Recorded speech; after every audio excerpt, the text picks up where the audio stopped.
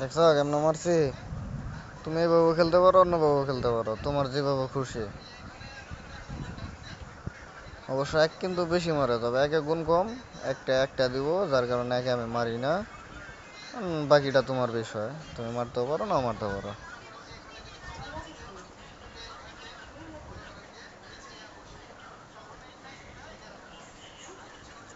ধরা